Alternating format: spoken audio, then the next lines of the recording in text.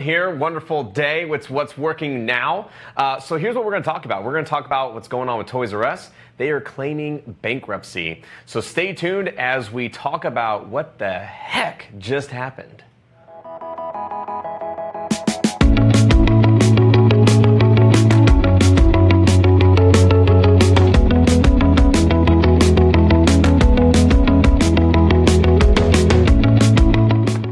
So we are talking about the Toys R Us going bankrupt. How many of you knew that it's actually going on? This is not being disclosed that well in the news. I just happened to hear it through a hearsay. I don't even know where I heard it actually. Just maybe it was on my Facebook news feed or somebody just kind of mentioned it to me and I was like, what?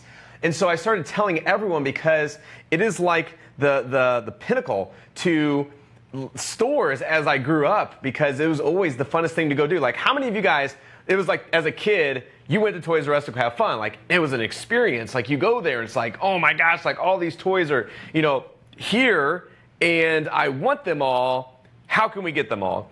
And they created a really cool experience for a child.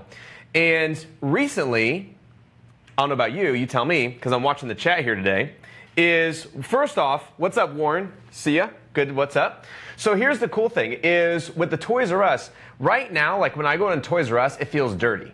How many of you guys feel like it feels dirty? I do. I totally feel like that.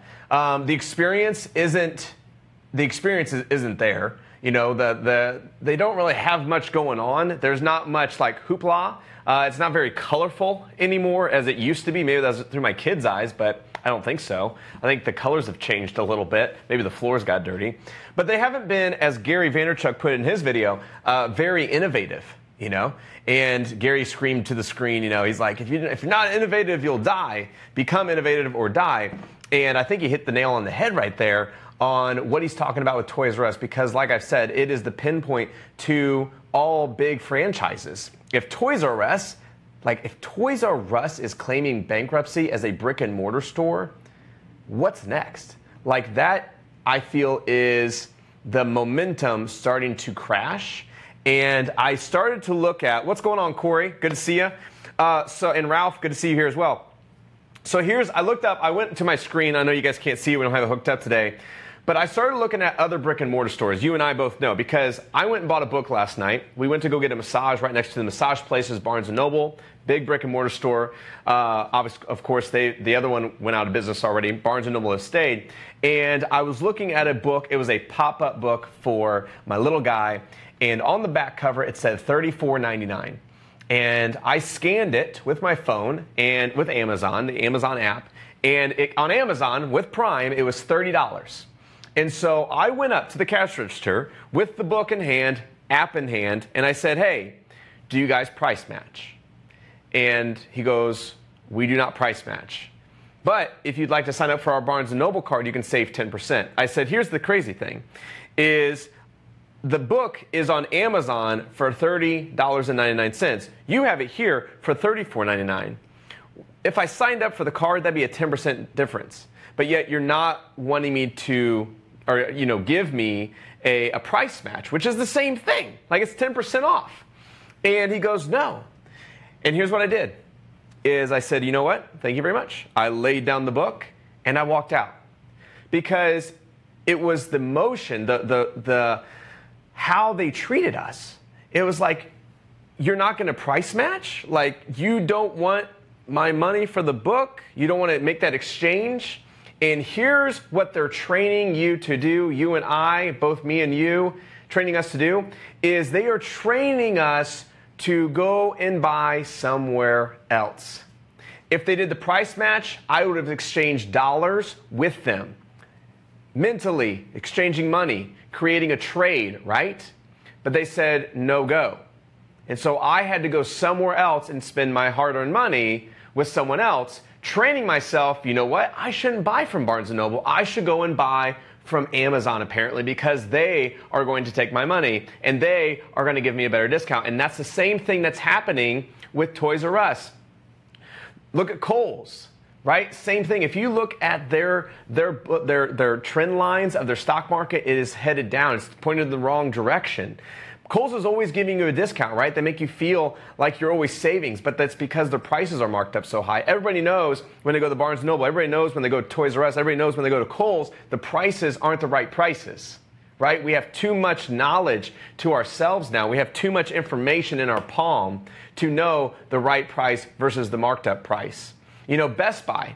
Look at Best Buy. The only way Best Buy is making money right now is through selling accessories and warranties. They don't make money on big screen TVs. They don't make money on computers. They don't make money on refrigerators. They make money from getting people into their store to buy those items and then to upsell them into accessories. And the same thing is going to happen where, guess what? The accessories are not similar priced, right? They're overcharging. And the public is becoming aware. The public is becoming knowledgeable about this.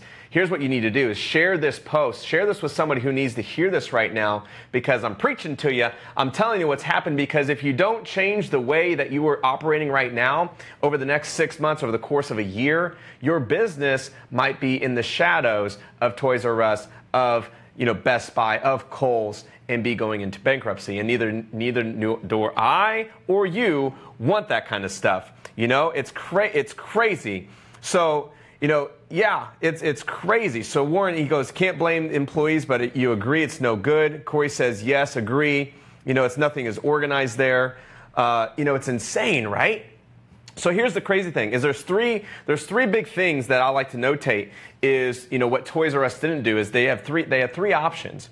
First option was they had to have more clients. You need to go out and acquire more clients, or figure out, how do we make a client buy more? How do we increase the average cart value when someone's shopping through? Is it through the stands with gum and little flyers and little cubes? I don't think so.